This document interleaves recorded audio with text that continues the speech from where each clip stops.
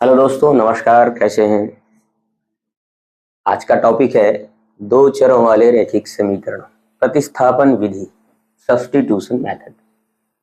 दो चर पर ही अपन देख रहे हैं। आगे बड़ी कक्षाओं में तीन चरों वाला देखेंगे तो गणित थोड़ी लंबी हो जाएगी। समीकरण तीन तो हो जाएगा, दो को फिर दो को हल करो, ऐसे करके करीब 2-3 पेज में वो सवाल बनेंगे। और बड़े बड़े गणितज्ञ और वैज्ञानिक ये 5-5, 6-6 चर को एक साथ लेके संक्रिया करते हैं, काम करते हैं उस पे, तो उनको एक अलग विधि ही निकालनी पड़ी, अलग गणित निकालना पड़ा। तो इस गणित का नाम है आव्यूह मैट्रिक्स। उस मैट्रिक्स में हल करने के लिए कुछ चीजें निकालनी पड़ती है, जैसे सारणिक का मान, मॉड, एडजॉइन निकालना पड़ता है, अव्यूह का एडजॉइन, इनवर्स निकालना पड़ता है। तो अपन बड़ी कक्षा में उसको देखेंगे, लेकिन यहाँ आगे एपिसोड में अपन देखेंगे अव्यूह, थोड़ा बाद में देखेंगे उसको। तो यहाँ पर एक समीकरण अपन लें, दो चरों वाला रैखिक समीकरण, x ऋण 2y बराबर ऋण 1, x ऋण 2y बराबर ऋण 1, 3x ऋण 2y बराबर 12, 3x ऋण 2y बराबर 12। ये दो समीकरण हमारे पास आ गए। ये दो समीकरण कहाँ से आते हैं पिछले वीडियो में बताया गया है। कोई भी समस्या है उनको हम दो सारणी को दो समीकरण के रूप में पहले लिखते हैं और बनाते हैं आगे चलकर। इस प्रतिस्थापन विधि में क्या करना है कि एक समीकरण से किसी x या y का मान निकालते हैं। जैसे x ऋण 2y बराबर ऋण 1, ऋण 2y को उधर पक्षांतर अगर करते हैं तो ये हो जाएगा ऋण 1 धन 2y। ये x का मान हो गया, और इसी मान को समीकरण 2 में प्रतिस्थापित करते हैं, इसलिए प्रतिस्थापन रखते हैं। समीकरण 2 में x का मान रखने पर या प्रतिस्थापन करने पर, प्रतिस्थापित करने पर, तो समीकरण 2 को लिख लीजिए, 3x ऋण 2y बराबर 12। इस x के जगह में अपने को ऋण 1 धन 2y रखना है, ऋण 1 धन 2y, ये हमने x के जगह पे लिख दिया, 3 के जगह में 3, और ये ऋण 2y 12। अब पिछले एपिसोड में आपको गुणा कैसे करना है, जोड़ना कैसे करना है, ये बताया जा चुका है। कृपया सीरियली एपिसोड्स को देखते जाइए, 1, 2, 3, 4। 3 का गुणा ऋण 1 से ऋण 3, 3 का गुणा धन 2 से धन 2y से 6y, ये दोनों का गुणा हो गया। यहाँ क्या हुआ, ऋण 2y बराबर 12, और ऋण 3 धन 6 ऋण 2, धन ऋण है, घट जाएंगे और यहाँ से 4 y बच जाएगा बराबर 12। अब देखिए, ऋण 3 को बराबर किस पर लाइए, यहाँ बचेगा केवल धन 4, y बराबर 12 धन 3। अब ये 4 और y आपस में चिपका हुआ है, गुणा है, तो गुणा है तो इधर भाग हो जाएगा। y बराबर ये कितना हो गया, 12 और 3 15, नीचे में 4। तो इस प्रकार y का मान 15/4 है। अब ये y का मान निकल आया, यहाँ से y का मान अपन निकाल सकते हैं। समीकरण 1 में y का मान रखने पर, तो समीकरण 1 हो गया x ऋण 2y बराबर ऋण 1, x ऋण y का मान हमको 15/4 मिला है, 2 बाहर में था, 15/4 बराबर ऋण 1। एक ही भिन्न में ऊपर नीचे आप काट सकते हैं। अगर दूर में भिन्न है और ऋण धन है तो जोड़ना घटाना आ गया, वो अलग संक्रिया हो गई। तो 2 1 कम 2 और 2 2 में 4। x ऋण 15/2 बराबर ऋण 1 और x बराबर ऋण 1 धन 15/2। और इसका हल क्या होगा, इसको 1/1 कर ले और 2 2 का गुणा कर ले। x बराबर ऋण 2/2 धन 15/2। हमने ऊपर और नीचे 2 2 का गुणा कर लिया क्योंकि नीचे 2 लाना है जोड़ने के लिए। और ये दोनों के लिए 1 ठो 2, ऋण 2 धन 15।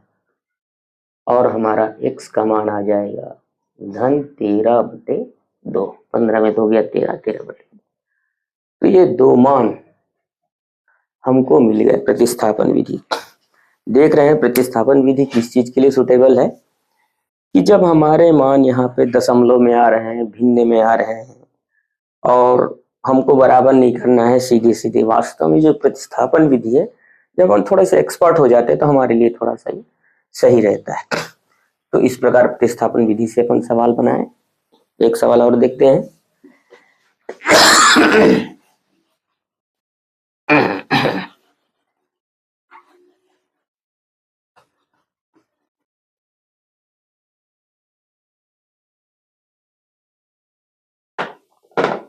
5x ऋण 8y बराबर ऋण 1। 5x ऋण 8y बराबर ऋण 1। दूसरा समीकरण 3x ऋण 24/5, 3x ऋण 24/5 y बराबर 3/5 बराबर 0। इस टाइप के समीकरण है, थोड़े पैटर्न में नहीं लग रहे हैं। प्रतिस्थापन विधि इनके लिए बहुत अच्छा है। तो यहां से x का मान निकाल लें तो समीकरण नंबर 1 से 5x बराबर ऋण 1 धन 8y, ये हमने 8y को उधर पक्षांतर कर लिया और x का मान हमारे पास आ जाएगा ऋण 1 धन 8y/5।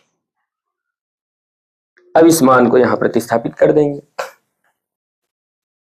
x के मान को समीकरण नंबर 2 में प्रतिस्थापित करने पर या रखने पर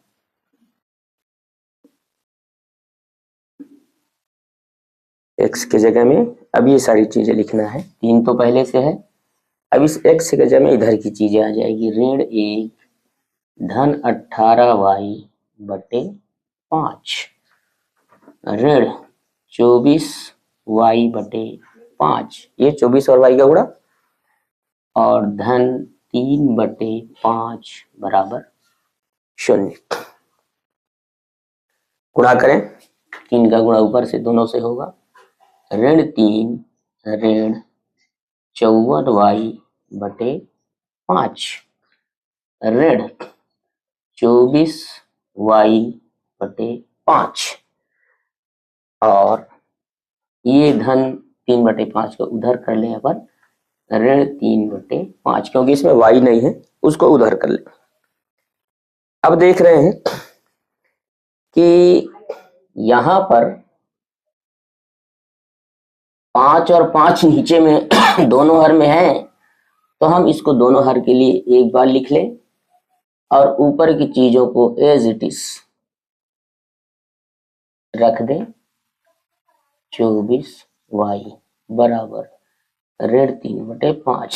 ये भिन्नों का कैसे जोड़े, पिछले एपिसोड में दिया है, आप जरूर देखें उसको। और यहाँ पर ऋण 3 ऋण 54 और ऋण 24 दोनों ऋण है, जुड़ेंगे, ये बन जाएंगे 78y। 54 ठो y 24 ठो y दोनों मिलकर 78 y हो गए और बटे 5 बराबर ऋण 3/5। 5 को पहले ले जाइए, ऋण 3 ऋण 78y बराबर ऋण 3/5 गुणा 5, क्योंकि ये नीचे भाग है उधर जाके गुणा हो गया और 5 5 कट जाएगा। ऋण 3 ऋण 78y बराबर ऋण 3, अब ये ऋण 3 भी इधर ले आइए, 78y ऋण 3 ऋण 78y बराबर 0 और y बराबर 0/78, ये y का मान 0 आ गया। अब इस y के मान को किसी भी समीकरण में रख के x का मान निकाला जा सकता है। y का मान समीकरण नंबर 1 में रखने पर, और 5x ऋण 8 गुणा 0 बराबर ऋण 5x ऋण 0 बराबर ऋण 5x बराबर ऋण 1 बराबर ऋण 1/5। तो ये दोनों मान अपने को प्राप्त हो गए, x और y के मान। तो इस प्रकार थोड़े जो जटिल प्रश्न हैं उनमें प्रतिस्थापन विधि ज्यादा सुविधाजनक है, क्योंकि बराबर करने के लिए बहुत यहाँ मेहनत लगाना पड़ेगा। तो उस समय वहां पे प्रतिस्थापन विधि अपन यहाँ पे करें। फिर से एक बार देख लीजिए, 5x ऋण 8y बराबर ऋण 1, 3x ऋण 24/5y धन 3/5 बराबर 0। हमने ऊपर के समीकरण से x का मान निकाला, 8y को पक्षांतर किया, x ऋण 1 धन 8y/5, x के मान को समीकरण में प्रतिस्थापन 2 में प्रतिस्थापन कर दिए, तो ये 3x के जगह में ये मान रख दिए। हाँ, यहाँ पे हमने थोड़ा गलत किया है, ये 8y था, हमने लिखा है 18, ये थोड़ी हमसे मिस्टेक हो गई है, ये मिस्टेक थोड़ा देखना है। अब 8 तिया 54 ना हो के ये क्या है, 8 तिया 24 और ये 24 है, और 24 और 24 यहाँ पे 78 न हो के क्या हो जाएंगे, 48 हो जाएंगे। अच्छा, मुझको डाउट क्यों गया यहाँ पे, क्योंकि इतना कुछ करने के बाद शून्य आ रहा है। आ भी सकता है, ऐसे कोई दिक्कत नहीं है, लेकिन थोड़ा डाउट हुआ तो एक बार चेक कर लें। तो 48 और ये 48, लेकिन इससे भी कोई अंतर नहीं पड़ेगा, और हम इसको इस ढंग से बना सकते हैं, इसमें भी कोई अंतर नहीं पड़ेगा। y का मान 0 ही आएगा, 0/48। तो हमने देखा, इनका मान को चेक कर सकते हैं आप, कैसे कि 0 और ऋण 1/5 रखने पे ये ऋण 1 आना चाहिए, तो इसको आप चेक कर सकते हैं कैसे कि 5 गुणा ऋण 1/5, ऋण 1/5 ये x का मान हो गया, और ऋण 8 0 बराबर ऋण 1, और देख रहे हैं आप ऋण 1 बचा, सही है। ये जांच हो गया, उत्तर की जांच। उत्तरों को रख दीजिए समीकरण में, अगर आपका समीकरण दोनों कोई सा भी अगर बराबर आता है मतलब आपका उत्तर सही है। तो इस प्रकार प्रतिस्थापन विधि इस जगह पर कारगर होगी जहां पे हमारी संख्याएं या समीकरण थोड़ा बराबर संख्याएं, सरल संख्याएं नहीं है, भिन्न के रूप में दिया है, थोड़ा अलग प्रकार से दिया है, तो उस समय प्रतिस्थापन विधि का हम प्रयोग करें। एक प्रश्न ले लेते हैं, वर्गमूल 7x धन वर्गमूल 11y, ये वर्गमूल केवल 11 पे है, y पे नहीं है, बराबर 0, और वर्गमूल 3x धन ऋण वर्गमूल 5y बराबर 0। ये एक नया चीज आ गया, वर्गमूल करनी वाली संख्याएं। क्यों है मजबूरी करनी वाली संख्याएं? क्योंकि करनी 4 रहे, इसको हम ऐसा लिख के 2 लिख सकते हैं इसके जगह पे, वर्गमूल 4 मतलब 4 का वर्गमूल 2, लेकिन अगर 3 का वर्गमूल निकालना चाहें आप तो 1 1 कम 1, यहाँ जोड़ो यहाँ घटाओ 2, यहाँ 2 दशमलव करके डबल शून्य 2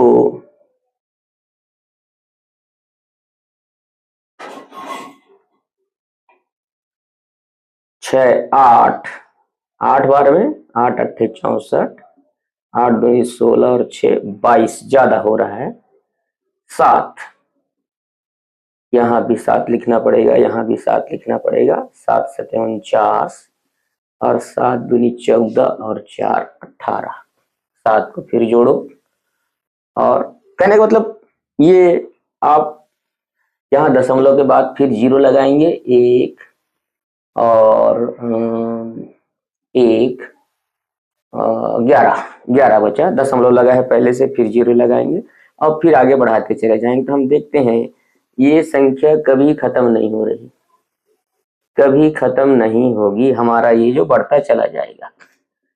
नहीं निकला है मान तो क्या है मजबूरी 3 के लिए हमको लिखना पड़ेगा वर्गमूल 3 लिखना पड़ेगा, उसका निश्चित वैल्यू आ ही नहीं रहा, इसलिए अपरिमेय संख्या में आता है। अपरिमेय संख्या भी बताएंगे, परिमेय अपरिमेय संख्या, तो सब अपरिमेय संख्या है, इनका मान निकलता नहीं, इसलिए उसको करणी में लेते हैं। मतलब 5 का वर्गमूल लेना, 3 का वर्गमूल लेना, 7 का वर्गमूल लेना, 11 का वर्गमूल लेना। अब देखें यहां पर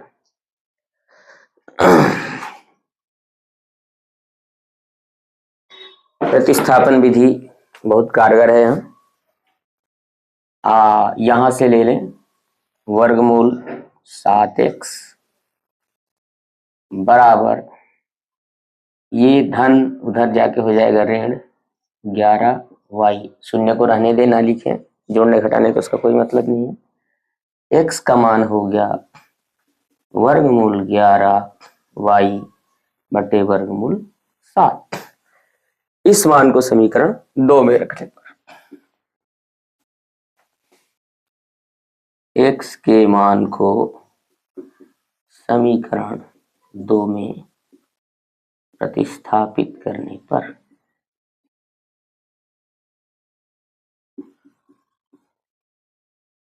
और समीकरण 2 का मान है वर्गमूल 3x वर्गमूल 5y बराबर 0, वर्गमूल 3 x का मान वर्गमूल 11 बटे वर्गमूल 7 और y ऋण, ये वाला ऋण, और वर्गमूल 5 y बराबर 0। मान जब रखते हैं ध्यान दें कि वर्गमूल 3 पहले से लिखा है, वर्गमूल 3 लिखेंगे, x के मान के जगह में जो भी x का मान है सबको उस जगह पे लिखेंगे, लिख दिए, और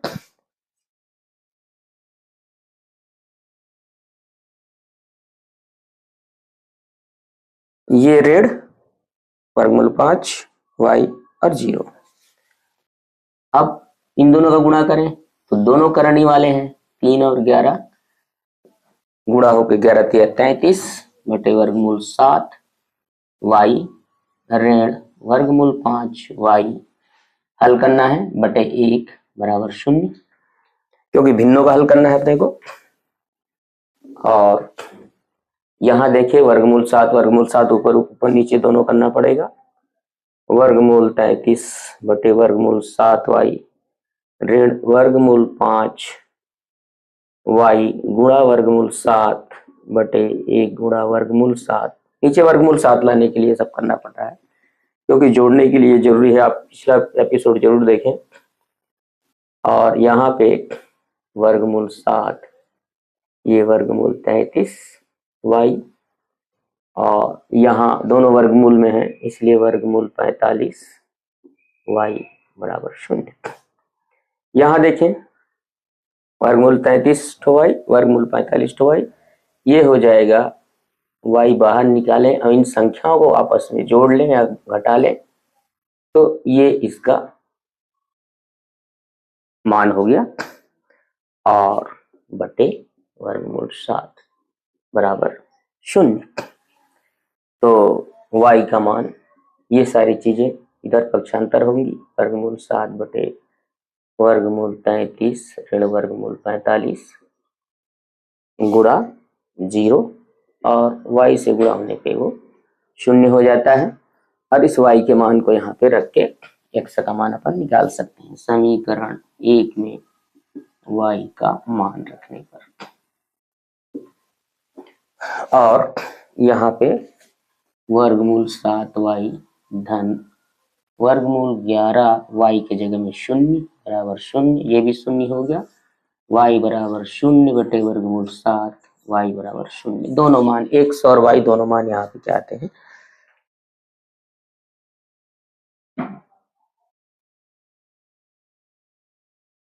x के मान और y के मान दोनों यहाँ पे 0 आ जाते हैं। तो ये प्रतिस्थापन विधि वही है, दो चरों वाले रैखिक समीकरण। कुछ विशेष समीकरण जिसमें बराबर करना थोड़ा कठिन है, तो उसके लिए प्रतिस्थापन विधि अपन उपयोग करते हैं। तो ये एक विधि हुआ। आने वाले वीडियो में आपको ग्राफी विधि या क्रैमर विधि आपको बताया जाएगा। धन्यवाद, नमस्कार।